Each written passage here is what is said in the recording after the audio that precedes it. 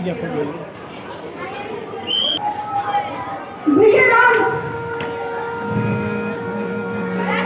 भैया भैया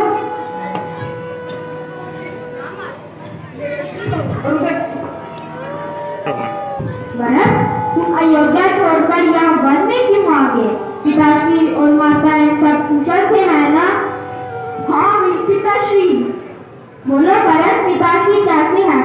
मेरे हृदय में संशय हो रहा है। भैया आपका संशय सत्य है। भैया पिताजी हमको छोड़कर प्रलोक सिधार गए। भरत फेस भैया लक्ष्मण, भैया हम अनाथ हो गए। भैया हम अनाथ हो गए। हाँ लक्ष्मण, हाँ राम। लक्ष्मण धैर्य से काम लो, गुरुदेव और माता भी हमारे साथ। कहाँ है सब?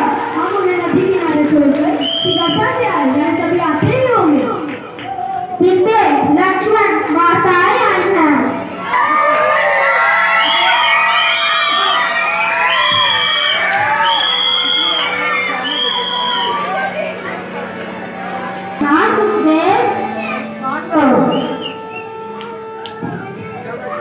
प्रणाम माता।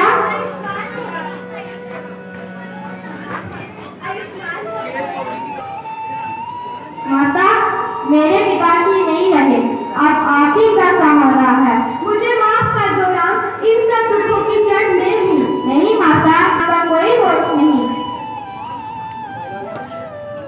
प्रणाम माता। मैं हो गया हूँ। प्रणाम माता।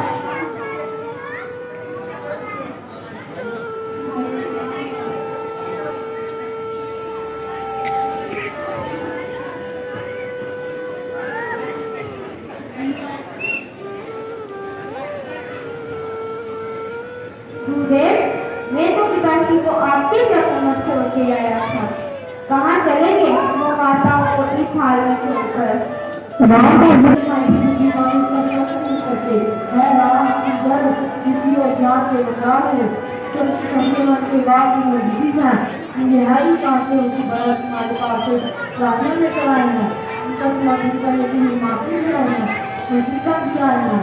इसका हमारे उपयोग में विदेश प्राणों की लोचा बड़ी बहनी है, उनको करुणा निदान हो। तुम यह इसका उपाय अवश्य करना चाहिए। इसी यही हम सबकी तुमसे प्रार्थना है। एक पुत्रवर, हमारे कुल में गुरु की आज्ञा से बढ़कर कोई धर्म नहीं, इसलिए आप जो भी आज्ञा देंगे हम सभी उसका पालन करेंगे। मैं ये प्रतिज्ञा करता हूँ कि आपकी जो भी आज्ञा होगी मैं उसका पालन करूँगा। राम के द्वार पर मांगने आता है, इसे केवल अपना दुख अपनी आवश्यकता ही दिखाई देती है। इस प्रेमदार को देखकर हमारी दीदी हमारी जान भरत की प्रेमदारा में ही बह गए हैं। भरत के हित को देखकर जो किया जाएगा वही सिद्ध होगा। भरत तुम्हारे भाई राम उनका सुकून है। तुम सब संचय छोड़कर सब अपनी मन की बात कह रहे हैं। भैया, समस्त ऋषिगण, विद्या के प्रजनन और मानवगण, आज मैं आपके सामने ये घोषणा करने जा रहा हूँ, अयोध्या के असली राजाधिकारी श्री राम हैं। मेरी माता ने बड़ी कुटिल नीति से मेरे महाराज पिताश्री के दिए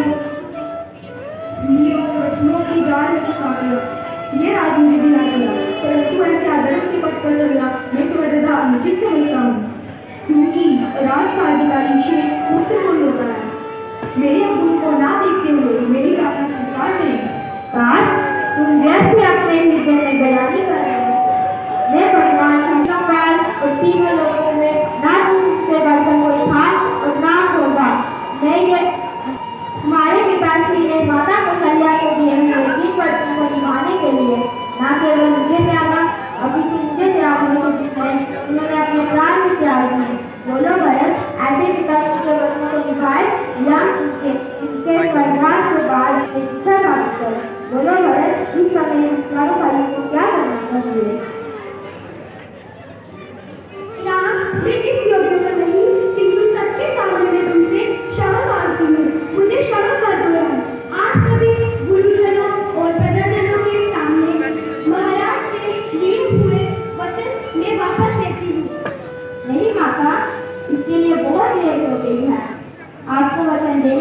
और वापस लेने का अधिकार केवल पिता को था।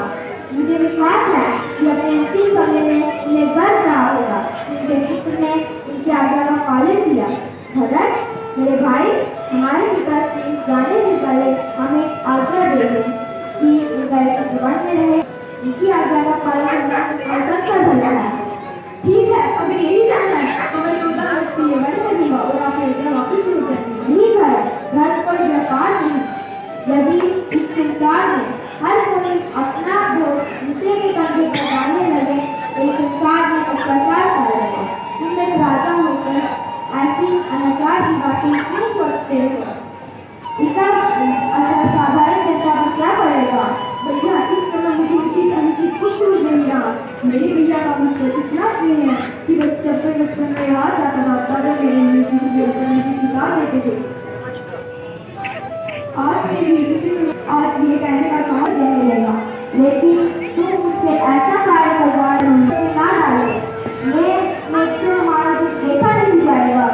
मुझे रक्षा कीजिए मुझे मेरी कभी नहीं देगा। ऐसा लगता है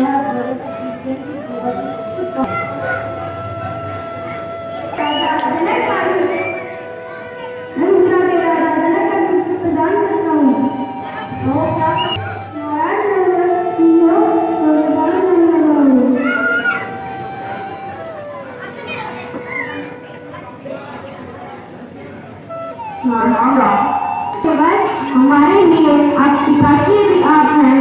आप धर्म के पूर्ण ज्ञाता है, इसलिए आप जो भी निर्णय करेंगे हम सब उसका पालन करेंगे। तुम्हें तो एक तुच्छ सा प्राणी, एक तरफ धर्म की सीमा है तो दूसरी ओर प्रेम की परिसीमा। इन तरह महान भी अति कठिन कार्य है, परंतु मैं इस परिस्थिति में अपना कर्तव्य मानकर श्री शंकर के चरणों में प्रणाम करता हूँ। वो जैसा उचित समझे वैसा मुझे बचाओगे। हे राम, अपने धर्म में तुम्हारी दृढ़ता देखकर और देवता भी तुम्हारी वंदना कर देता है। इस पर ये पूरी दुनिया स्थित है। प्रेम एक अपार नीति है जिसपे किसी का कोई बंधन नहीं है। जब यही निश्चय निस्वार्थ प्रेम एक भक्ति का रूप ले लेता है तो भगवान विधाता के बनाए सारे नियम तोड़कर हाथ जोड़कर भक्त के सामने खड़े हो जाते हैं और अपने भक्त की आंख रखने पर मजबूर हो जाते हैं। परंतु ये बात याद रखना, प्रेम की कुछ मर्यादा है, उसका भी कुछ विधान है। प्रेम सत्य तभी है जब वो निश्चय हो। इसीलिए भगवान राम को अपने प्रेमी के लिए जीता। यदि तुम नाम से सिर्फ सत्य प्रेम करते हो तो उनके चरणों में बैठ कर बोलो उनको क्या चाहते हैं और जो वो कहे उसी को प्रेम पूजा मान कर करो। आपने तुम्हें यहाँ भी बोली आज्ञा को क्या करना है? लिखने वाले नीचे नहीं बैठते भरत। आज ये राम तुम्हारे प्रेम के सामने हार मानता है। मैं जो तुम मुझे राजपाट दे रहे हो मैं उसे स्वीकार करता हूँ, लेकिन पिताश्री के भी वचन पीछे ना हो, इसलिए 14 वर्ष तक मेरी जगह राजपाट तुम संभालिए।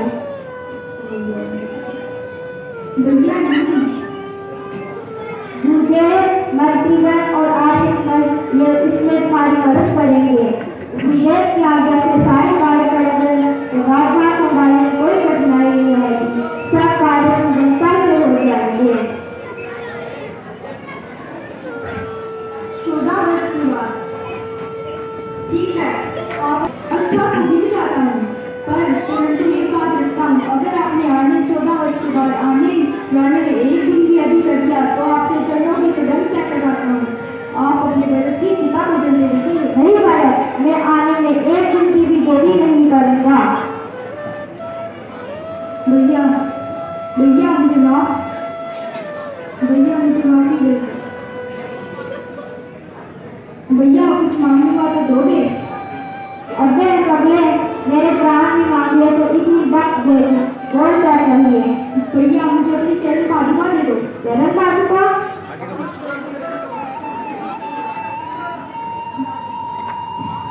हाँ भैया, आपके राज्य जब आप उसकी गिनती तब आपके राज्य पर कौन बैठेगा? मैं आपकी चरण पादुका चिन्ह मानकर आपके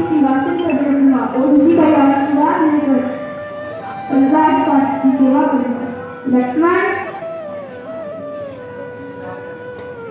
ये लो भरत, एक बार अपने चरण में रख दो।